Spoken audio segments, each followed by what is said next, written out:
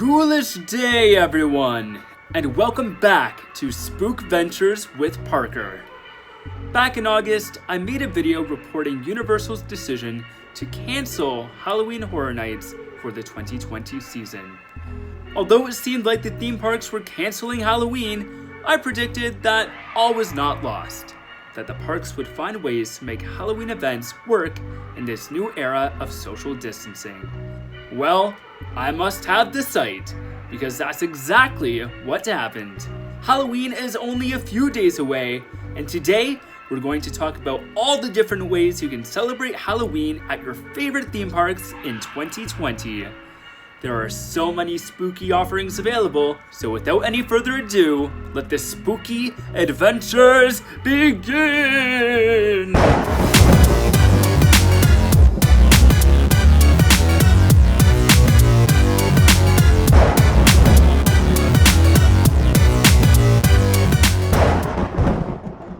Let's start with everyone's favorite Halloween destination, Universal Orlando.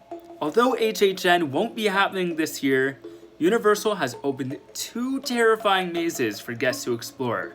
These are Universal Monsters, The Bride of Frankenstein Lives, and Revenge of the Tooth Fairy.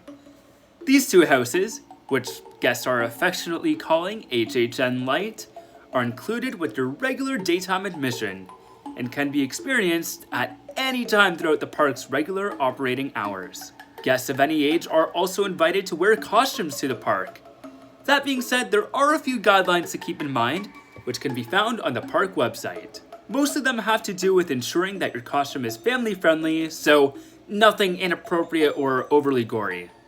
Additionally, any masks or face paint can't cover your whole face or reduce visibility, and costume masks must be removed in the haunted houses. Now, that's costume masks, guys.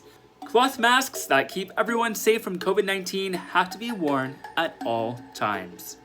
Other ways you can celebrate Halloween at Universal include trick-or-treating for kids at Islands of Adventure and the Scarecrow Stalk, a scavenger hunt where, if you find all 13 scarecrows hidden around the park, you can win a delicious bag of candy. The Halloween Horror Nights Tribute Store is also back, complete with 4 spooky rooms. The All Hallows Carnival Room, the Attic Room, the Universal Monsters Room, and the Beetlejuice Room.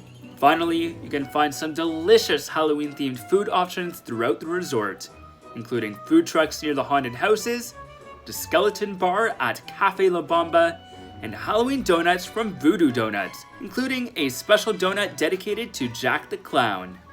Despite the fact that Mickey's Not So Scary Halloween Party won't be running in 2020, you can find all sorts of Halloween fun at the Magic Kingdom this year.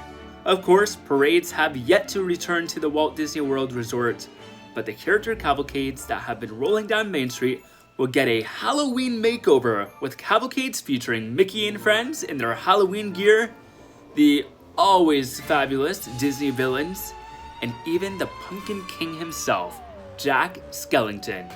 The Dapper Dans have also made a return this fall as their spooky alter egos, the Cadaver Dans. Over at Hollywood Studios, guests can take part in Minnie's Halloween Dine at Hollywood and Vine. And Halloween at Disney wouldn't be complete without Halloween treats and merchandise available throughout the resort. Now, you might have noticed that I haven't mentioned anything about Universal Studios Hollywood or Disneyland, as theme parks in California remain closed. However, there is one park on the West Coast that figured out how to make it work. Knott's Berry Farm is famous for Knott's Scary Farm, an event attributed to being the first ever theme park haunt. In 2020, however, you can visit the park for a taste of Falloween. The rides may not be open, but guests can still explore the entirety of the park, where they'll find exclusive food and merchandise offerings. Kids can even explore the Camp Snoopy Trick-or-Treat Trail. Another Cedar Fair park with some fun Halloween alternatives is Cedar Point. In place of Halloween weekends, parkgoers will find the Tricks and Treats Fall Fest. Guests can grab a tasting card and try different fall-themed food offerings around the park, or even sample some craft beers and ciders. Guests can also take part in a whole bunch of Halloween activities, including fall-themed games, game shows, dance parties, hay mazes, a challenge course, tractor rides, crafts, and pumpkin decorating. Of course, all of these events follow the park's social distancing and sanitization protocols. To top it all off, you can enjoy all of Cedar Point's rides and coasters.